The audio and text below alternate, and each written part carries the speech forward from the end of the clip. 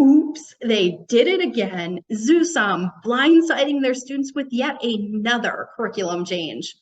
If you're feeling some deja vu, it's because, well, we have been here before.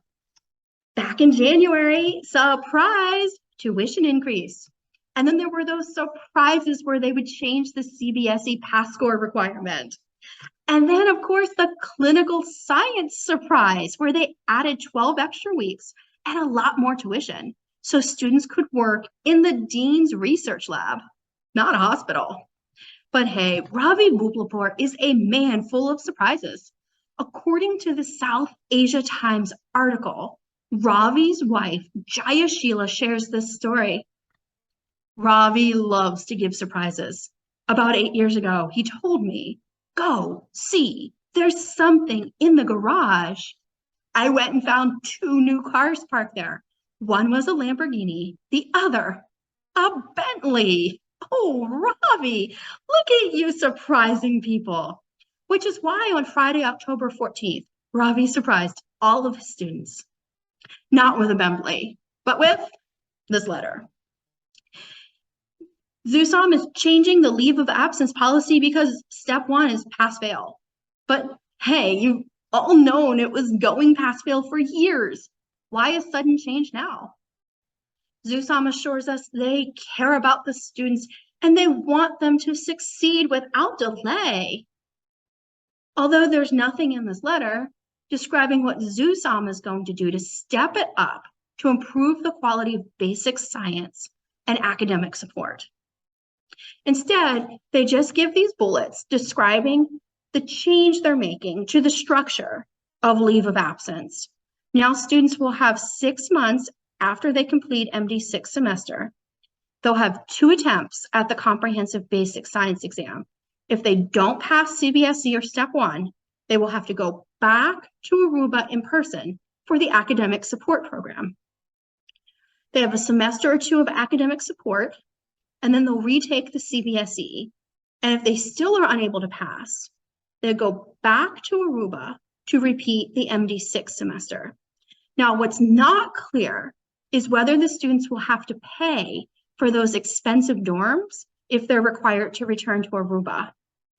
This letter is signed by the registrar, which is just weird because a registrar maintains records. They don't drastically change curriculum and tell you about it. So what this indicates is that whoever made the decision to change this leave of absence policy is throwing the registrar under the bus. Because if this is a good decision, if this is a positive change for your students, put your own name on it. XUSOM has a very serious problem with the quality of education they provide. Let me show you something from the World Directory of Medical Education. And I hope you'll see that simply changing the leave of absence program is not going to solve the problems at XUSOM that existed long before the current cohort was even enrolled. I'll put the link below for the World Directory if you'd like to search any school in the world. Xavier in 2017 reported to the World Directory that they only graduated 19 students.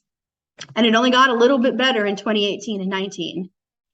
And we don't know how many of these graduates were transfer students who never even set foot in Aruba. We also don't know how many of these graduates went on to match. Right now, the match rate for international medical grads is what, 50 to 60%? The interesting thing is that even though they're reporting these really low graduation rates to the World Directory, what they're telling the public to lure in new students is very different. The Xavier Times 2018 reports 52 grads on that stage, and 2019 they had 48 grads. If you feel you need to contact ACCM, which is XUSOM's accreditor, here is the email. If you feel the decisions that XUSOM makes are arbitrary and capricious, and the way they're changing the curriculum is not what you agreed to when you first enrolled, refer to Standard 6 when you contact ACCM. If you feel that XUSOM has given you false ads that misled you about your chance of success at this school, you can let the Federal Trade Commission know about that. In the meantime, to give you some perspective, if you were to take your money to Vegas, these are the odds of winning on some of the most popular casino games, which I think actually might be higher than the odds of succeeding at Xavier. So my advice, clearly labeled as hyperbole, is to take all your money to Vegas and shoot some craps, because you will have a lot more fun and a lot more success than you will dealing with the crap that Xavier shoots at you. And remember, what happens in Vegas stays in Vegas.